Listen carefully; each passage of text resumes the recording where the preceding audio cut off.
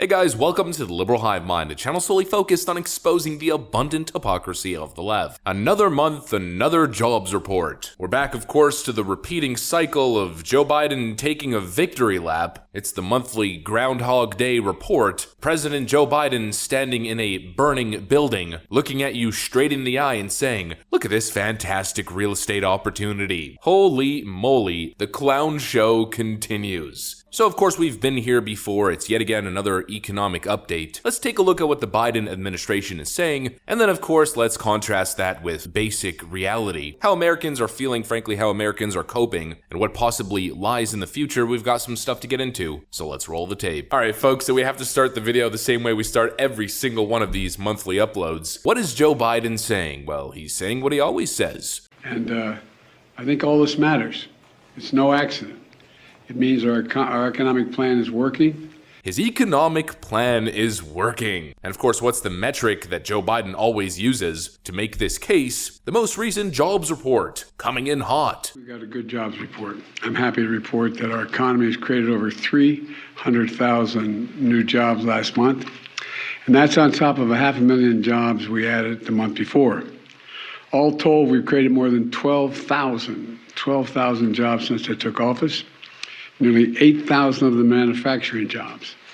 That means overall, we've created more jobs in 2 years than any administration has created in the first 4 years. A jobs report that, by the way, Joe Biden can't even break down because his cognitive function is so low he can't even process basic numbers. Our economy has created all kinds of jobs. I'm the greatest economic president of all time, creating more jobs than any other president. Of course, yada, yada, yada. We've heard the same thing for 2.5 years. And you know, there's this one term that we've been hearing all week from the January 6th footage being released on Tucker Carlson's show, and also with the Matt Taibbi and Michael Schellenberger hearing, and that's the term cherry-picked. They're just presenting cherry-picked evidence in order to help Republicans, right? Well, Democrats have been using that term very disingenuously. Here's where the term actually applies. For the last 2.5 years, as economic metrics have been absolutely horrific, signaling possibly something catastrophic coming in the near future, Joe Biden and the Democrats have cherry-picked data specifically focusing on jobs report or short-term trends of decreases in gas prices or slight decreases in inflation to look at the American people and say, well, look at the numbers. Everything's going great. Is it really, though? Of course not. The reality is a hot jobs report means absolutely nothing for the average American. In fact, you know what it really means? It means more pain moving forward. And somebody like Joe Biden should understand this. Maybe he does. Honestly, I don't think he can understand anything. But at least his administration and, of course, his economic advisors should understand this, that continued hot labor reports signal more long-term pain. I mean, we know what the Federal Reserve strategy is: to slow down the economy. On countless occasions, Jerome Powell has made clear what the Federal Reserve strategy is. You're raising interest rates. You're raising interest rates to slow the economy, are you not? Yes, to cool the economy off. Based on history, in the 10 times that we got inflation down, disinflation since the 1950s, in order to reduce inflation by 2%, unemployment had to go up 3.6%. Now that's history, is it not? I don't have the numbers in front of me, but yes. In order to get inflation down from 6.4% to, let's say, 4.4%, and the unemployment rate is going to have to rise to 7% based on history.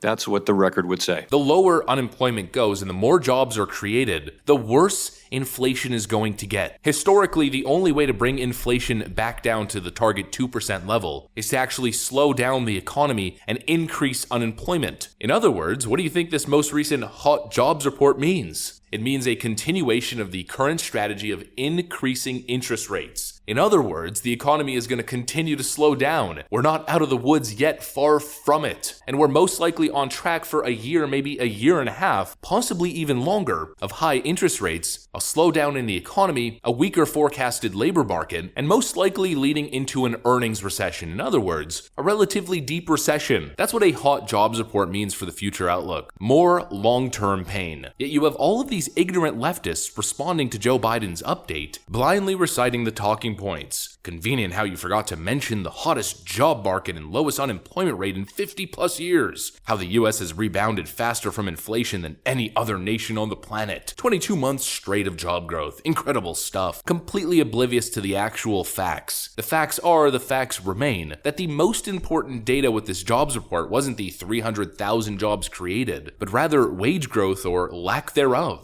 They had a better outlet, they had a better way, they had a better path to getting more money and having a better life, and I think that's cut off for now. This is a really important point that you're making here and that all of you are making, because one of the standouts in this report is a weak wage number. Real wages are still on the decrease. In other words, average Americans are getting poorer and poorer, yet you still see the exact same clowns in the comment section making utter fools of themselves. Here's one individual, 311,000 jobs added, plus now a record of 163 million Americans employed. Labor participation rising to 62.5%. Oh, is Fox News upset at the great jobs numbers today? A total misunderstanding of the data. Here's the same individual from the previous post. There are a lot of green arrows there, folks. Thanks for showing how well President Biden is doing. He's referring to the S&P 500, the NASDAQ, and the Dow Jones being up fractions of a percentage point as the data was dropping. But of course, womp womp womp, this is how the market actually reacted to the hot jobs report. Not so hot after all. Because the market knows that if jobs keep rolling in hot like this, it poses a serious risk of hyperinflation. Not to mention, Democrats are cheering on Joe Biden's economy as the 16th largest bank in the United States of America just collapsed. The biggest banking collapse since 2008. Alarm outside headquarters of Silicon Valley Bank in Santa Clara, California today. They just came out and told us that the bank is shut down. SVB, the 16th largest bank in the U.S. with $175 billion in deposits, is now the biggest American bank to fail since the 2008 financial crisis. Earlier this week, SVB disclosed it took a loss on the sale of bonds due to rising interest rates and announced it would sell shares to shore up its balance sheet.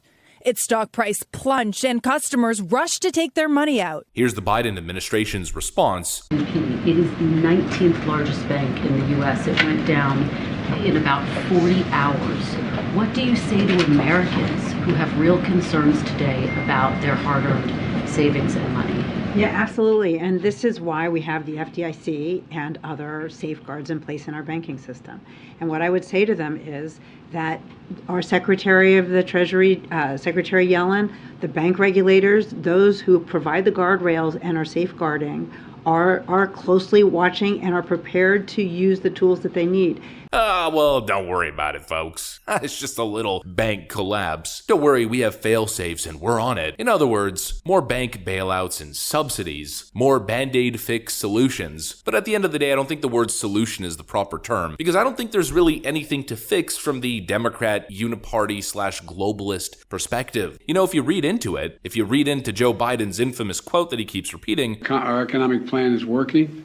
I think from their perspective, the economic plan really is working to create a more linear, top-down economy, making the lower and middle class poorer and poorer, and thus by extension making them more reliant on government support. I think that at the end of the day is probably what Joe Biden means when he says his economic plan is working. He can boast all he wants about 300,000, 500,000, 200,000 jobs being created, but at the end of the day, wages are going down. Meanwhile, expenses are going up, and if you really think about inflation, the highest areas of inflation have been in energy and, of course, by extension, in travel and transport, and the cost of food. Well, the average income household, the average income individual or family, the majority of their expenses are spent on energy, transportation, and food. And so expenses are skyrocketing. Inflation is disproportionately affecting people at the bottom of the economic ladder. And of course, we should add housing and car payments on top of that, which are becoming crazy expensive as interest rates rise. The simple fact is, in the Biden economy that he keeps telling us is historic and incredible, the rich are getting richer because they're the ones who own assets that are becoming more valuable, and the poor are getting poorer. And if that's what Joe Biden means by his economic plan is working, if that's what he means by equity and building an economy from the bottom up, well then if I was a Democrat voter, I'd take a moment to stop, really reflect and question, what the hell am I voting for? Joe Biden cares about the little guy. Yeah, he cares so much, and his policies definitely reflect that. Give me a break. That's what I got for you guys though. Hopefully you enjoyed it. If you did, interested, make sure to leave a like and possibly subscribe to the channel if you guys are up for it. Thanks for watching, and I'll see you on the next one.